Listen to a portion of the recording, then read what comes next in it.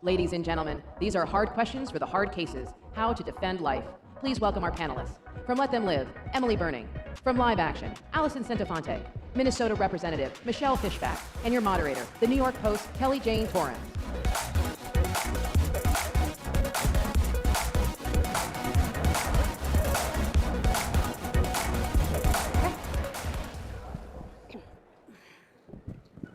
Well, welcome to Hard Questions for the Hard Cases, How to Defend Life. I want to briefly just give you a little more info on who our panelists are today. Emily Berning is the president and co-founder for Let Them Live, a 501c3 nonprofit. Yeah. That was started because 73% of women abort because of financial hardships. Let Them Live is dedicated to helping those women choose life with financial support.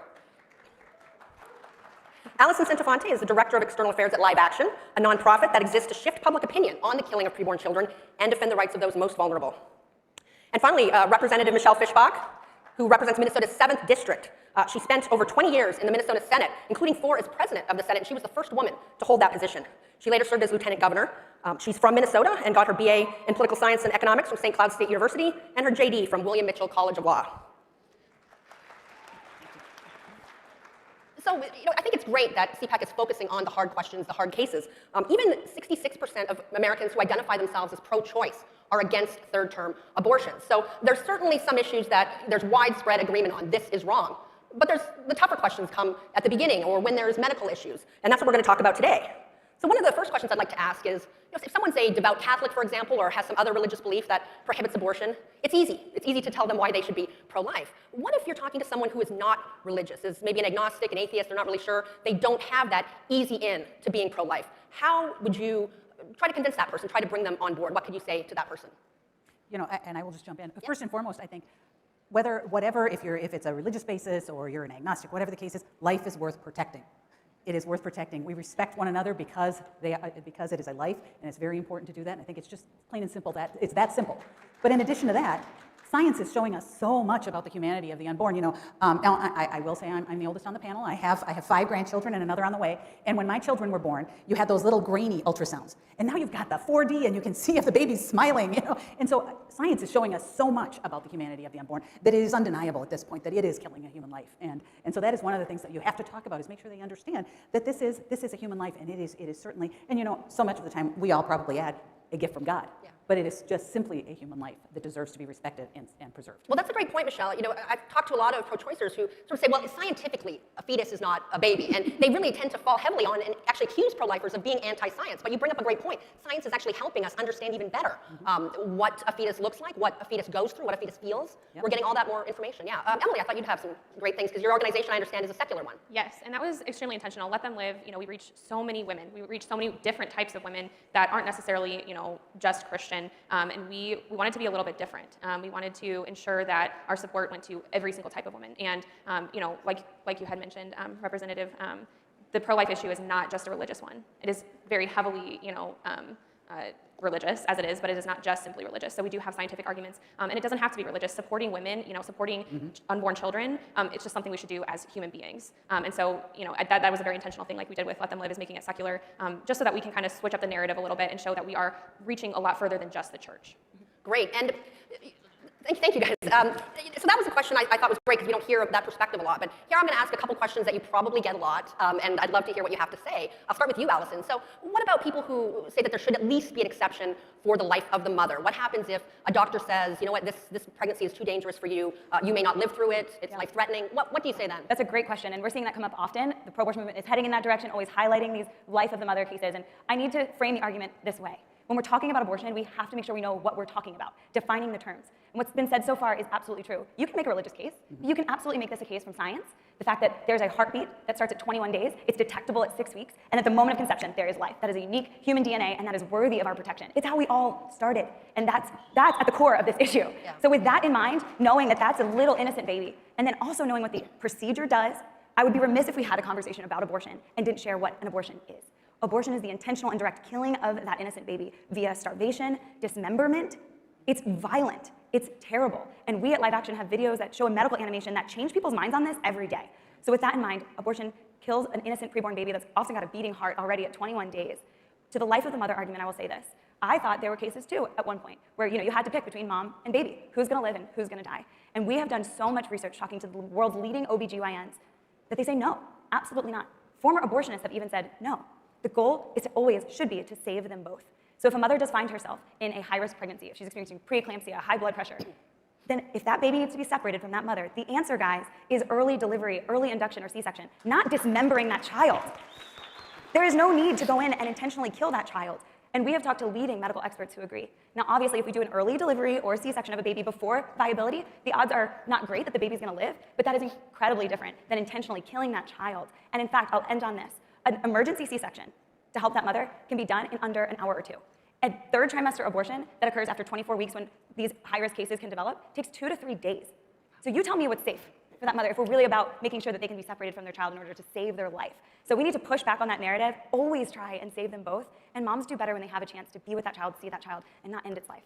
May I just add a little bit to that? That was awesome. And I will say from the legislative perspective is when we do talk about those things, they say, oh, it's the health of the mother. And they define that so broadly in legislation that anything can be defined as health. And so it's not an accurate depiction when they say, oh, this legislation will protect women when it's the health of the mother. It's not. It just opens it wide up. That's one of the fallacies that they can We do. talk about Roe v. Wade all the time, and I think everyone in this room is aware. There was a video last night, Roe v. Wade, all of that kind of stuff we know. But there's also Doe v. Bolton, which defined life and health of the mother so broadly to include financial, psychological. That's why we saw last year in New York the Reproductive Health Act. It was for any reason. And the left often asks us, I'm sure Emily, you guys get too, why are you saying abortion is legal up to birth for any reason? And it's because of Roe v. Wade and Doe v. Bolton. It changed the game, and now you can get an abortion for literally any reason.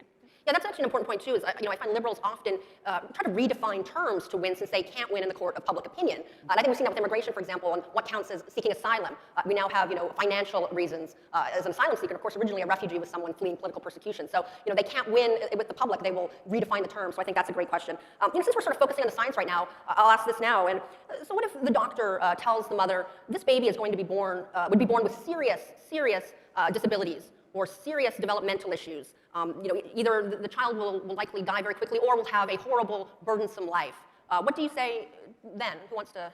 Yeah, I have comments. I'd be interested if Emily has met any moms that have experienced that. But we've talked to women who've had those fetal abnormality diagnoses. Maybe it's Down syndrome or maybe it's anencephaly. You guys remember Zika, and we were talking about that, babies with really, really small heads and what to do there. And that's a very sad diagnosis. But we absolutely have to acknowledge the right of that child. That is a human being worthy of our legal protection. And also look at what the studies show is best for mothers. Mothers that have the opportunity to provide what's called perinatal and palliative care. So you treat the womb as a hospice. In the same way, if you have an elderly parent who is on hospice and you just eliminate pain and you keep them comfortable, perinatal and palliative care is the same way with a baby. You keep them comfortable, you eliminate pain, and you keep that pregnancy to go as far as you can. And then if early delivery or natural delivery happens, you are able to take care of and provide comfort and be with that child, even if it is, like you said, Kelly, for only a few hours. And there's a beautiful story about 2 sisters who were both pregnant. They both actually had the same diagnosis in utero of a fatal abnormality. One chose abortion and the other chose perinatal and palliative care. And this sister said, I have memories to share and a story to tell. And this one said, and I have a secret that I don't That's share. powerful. And that struck me as these moms, these families do better when they can deliver that baby, hear their little voice, take pictures, imprint those feet, and remember them. So that always struck me. That was beautiful. And I would say sometimes those diagnoses can be wrong. We'll hope and pray for that. But if it is right, perinatal and palliative care is the way to go. It's better for baby and mom. Well, that's great, Alison. And I know women who have suffered miscarriages, and they feel awful. There's a real pain there. So, the idea also that it's just easier to get rid of that child. It's never easy. And, I love that a woman has memories. She spent that time with the child. But Emily, I'd like to hear from you, too. Yeah, and it's such a lie, too. We experience this in our culture. Abortion is so available, and women are told, you can have this abortion. It's going to be over with. It's, one and done. You'll never have to think about it again. And that is such a lie. Oh, my gosh, that is such a lie. Because when women have abortions, there are mental, physical, emotional. There are some major, major consequences to abortion that nobody in the abortion industry wants women to know because they are making money off of women, and they don't care about women. So women walking into that abortion, maybe they have a past trauma that happened to them. Maybe they are dealing with a situation where their child is going to be, born with a fatal deformity. Now, not only are they having to go through that, and if they choose to abort, they are also going to have to deal with the abortion on top of that. And one trauma does not heal if you slap another trauma on top of it. And that's exactly what abortion is. It's traumatizing. And so we have to just dispel, this idea that abortion is this quick solution, just the easiest solution to all of our problems. And that's something we see with the Let Them Live moms, and all the moms that we encounter is they've bought into or they've been told this lie that abortion is this quick fix and it'll just be gone. And we owe women a lot more to tell them the truth. Absolutely. Well, I'm a journalist, so I have to push you guys a little bit. I've got to be a little tough on you. That's my job here. I have the easy job. I get to ask the hard questions. Well, so what if, though, it's not a case where the child is not viable or, won't live long? What if it is, the doctor says this child's going to have a miserable life, they're going to be, they're going to have Down syndrome, they're going to have some other, disease that will keep them from having a fulfilled life. What if the doctor says that? How do you respond? What is a fulfilled life by anybody's standards? That's such a subjective thing. It's like defining the health of the mother. It's such a broad thing. What is a fulfilled life? My life could be considered fulfilled, but maybe you don't consider your life fulfilled. I mean, it's no one person's job to decide for another person if their life is fulfilled. Yeah. Yeah. I don't want to cut you off. Kelly, I was told that, when I was pregnant, they offered me prenatal testing early and said, it could show Down syndrome, and Down syndrome kids, they don't run as fast and they don't perform as well. And I was in shock. And I just want to push back on that for a second because the fact that the medical community has the audacity to do an ultrasound on me and tell me my baby is X weeks along and doing well, but then if you just want to get rid of it just in case it has Down syndrome, that's fine too. It's cognitive dissonance. And health professionals need to speak up and speak out and be done with abortion. It's not okay to treat women, pregnant women, and our children like that. And number two, I have coworkers on my team who have babies with Down syndrome, since that is, 9 out of 10 babies with Down syndrome are terminated in the United States. I'll say it again, 90% of babies diagnosed with Down syndrome in the United States are killed. And these are amazing children. These people hit the same milestones that I hit and my babies hit. It might take them a little bit longer. It absolutely does. But you know what? Things take me a little bit longer now that I have a baby, and you don't get rid of me because I'm not on time for everything anymore. And so we got to speak up and defend these vulnerable demographics like those with Down syndrome or other disabilities that are available you can see on ultrasound. I would say leave that practice, and I should have, and I found a different doctor there. But if your doctor tells you that, you should be very, very concerned. Yep. Great. Now, a lot of people talking about abortion say if you make it illegal, if you criminalize abortion, there's not going to be that many fewer abortions. There will just be many more unsafe abortions. That the famous stereotype of the back alley coat hanger abortion. The idea that if you criminalize abortion, make it illegal, women still are going to seek it out, but it's going to be much more dangerous for the women. What do you say to that, Representative? I would say abortion's not safe now, just for starters. It's not safe for the baby, and it's not safe for a woman. It is not a procedure that is good for either of those people. And so to say that, I think it's one of those you mentioned earlier, one of those things that they just keep saying and try to make people believe that. But it is not a safe procedure. There are many, many women who have complications from it, and all kinds of other, and perforated uteruses, all kinds of things like that happen. So it's not safe now, and it's certainly, they are not making it safer in any way. Well, that's a good point. And I notice in some jurisdictions there's really a movement to, like this happened, of course, in Texas, where people want to make sure it can be as safe as possible. So they say, hey, the doctor has to have admitting privileges at a hospital. There needs to be this much, amount of care at the facility. And of course, pro-choicers push back on that because they think it's just a way to make abortion more difficult. Yeah. And it's amazing to me that they don't care about the women that are undergoing that you don't want the doctor to be able to admit to a hospital if something like that happens. And I will tell you, when I was in the Minnesota Senate, I carried the clinic licensing bill. And the pro-abortionists pushed back on that, and we didn't get it past the year that I carried it, but this was a simple bill to license the clinic that they were doing this. And if they want to call it a medical procedure, then it should be licensed like a medical facility. And they absolutely, and it wasn't an attempt to lessen their ability to sell this to women in crisis pregnancy, but it was an attempt to make sure that the facility is clean when we're looking at things like happening with Dr. Gosnell. We want to make sure that those facilities are clean, and it was our responsibility as Minnesota legislators to make sure that those facilities were clean in our state. And if you're, to back up what you're saying, Representative, abortion's not safe. Someone always dies in an abortion. A person always dies, and a woman is left harmed with countless complications that Emily talked about. And we have a media that refuses to cover when the abortion industry fails. So when they fight, these common sense admitting privileges, hallways being wide enough for a gurney to get through, they fight us tooth and nail. And the pro-lifers will go out and will say, hey, we hate abortion, we want it to end, but at least take care of that woman, make sure that if something goes wrong, because it does, that she's not left in the front bleeding out, which we've heard stories of. Women like Tanya Reeves, Cree Irwin, died because of their abortion. And because the abortion industry gets to go unfettered, unlicensed, not held accountable, veterinary clinics and nail salons see more oversight than our country's abortion facilities. Every woman should be terrified to walk into a Planned Parenthood. Absolutely terrified.